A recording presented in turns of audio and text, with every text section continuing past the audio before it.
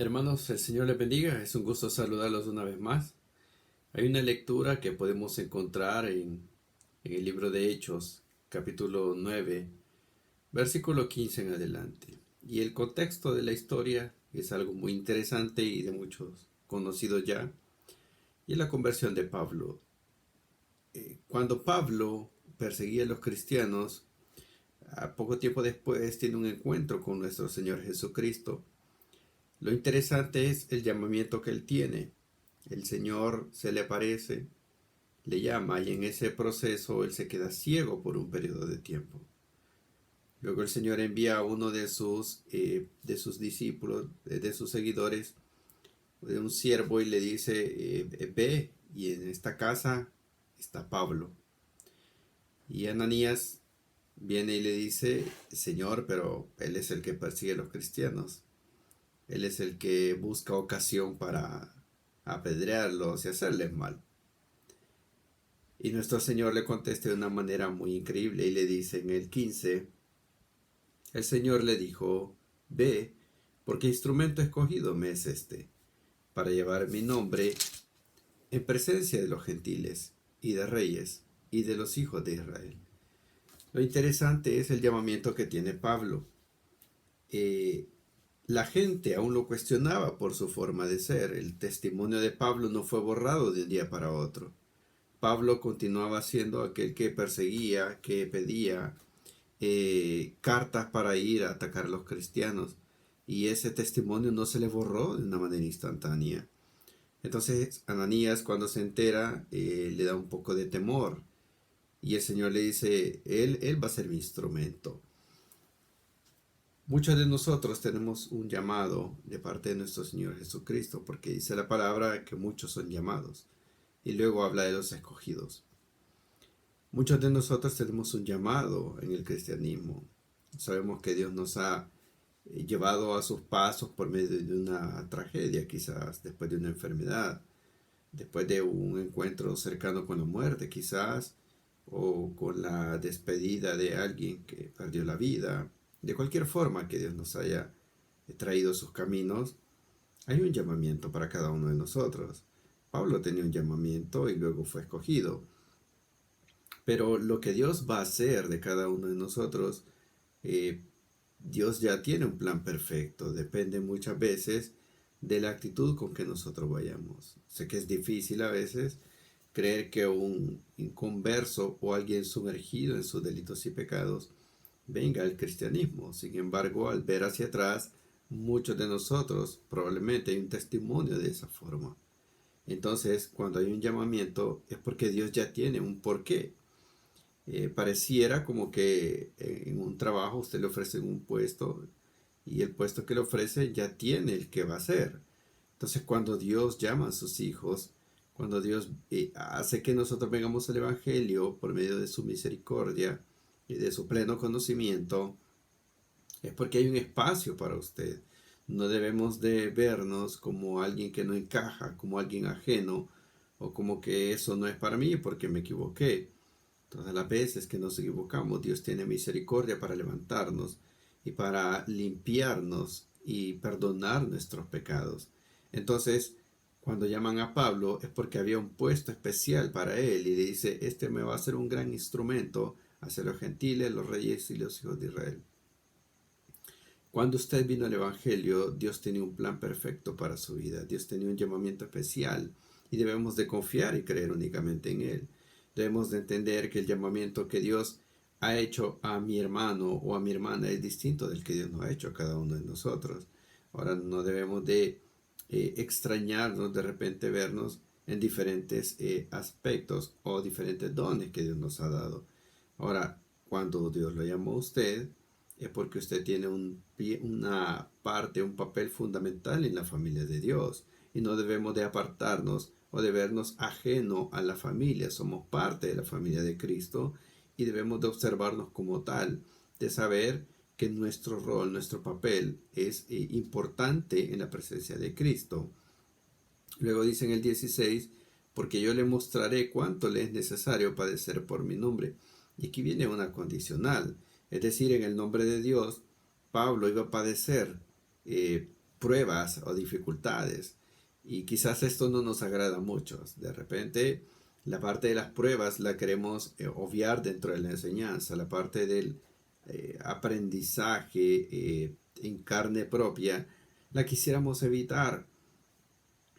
Cuando yo estaba estudiando en el colegio de teología, recuerdo que la gente siempre lo atemorizaba a uno con muchas pruebas que van a llegar a tu vida, mucho sinsabor que te van a llegar y solo tragedias a cuál era peor.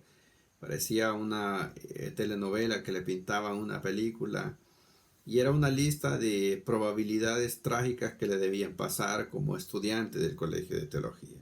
Al menos eso era algo que yo viví constantemente.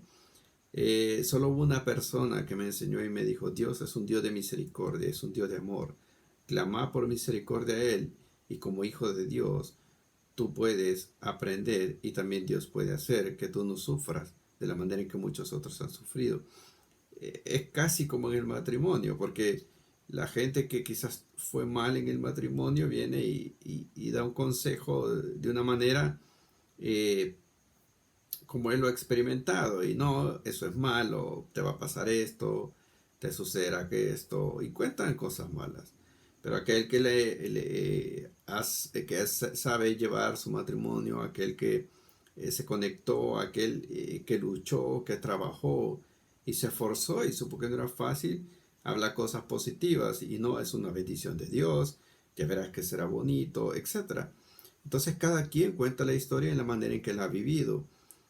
Pablo tiene su propia historia y prueba de ello es que después vemos y conocemos toda la teología paulina que él escribió con la sabiduría que Dios le dio al apóstol. Entonces nosotros vemos y ahora ubíquese usted y yo tenemos un rol especial delante de Dios.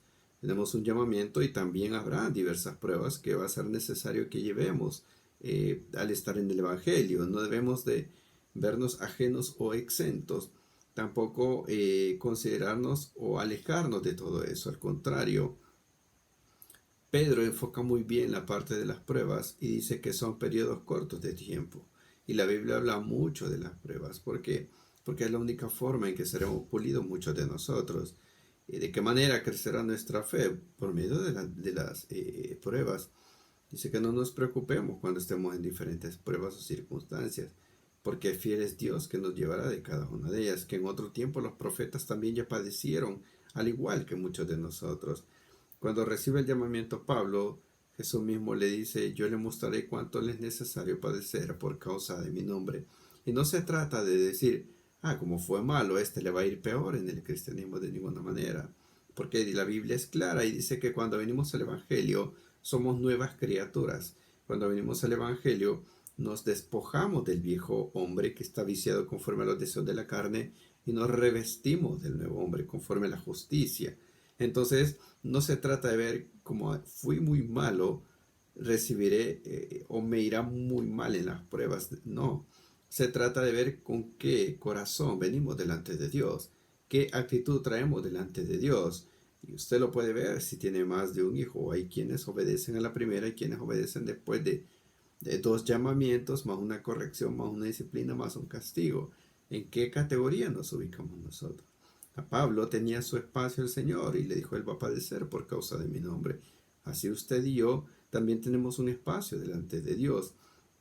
Si al día de ahora Dios ha tenido misericordia y continuamos acá, hermano, es porque hay un propósito en nuestra vida, es porque hay un trabajo que hacer y a eso tenemos que enfocarnos. En eso debemos preguntarle al Señor, Señor, ¿qué quieres que yo haga?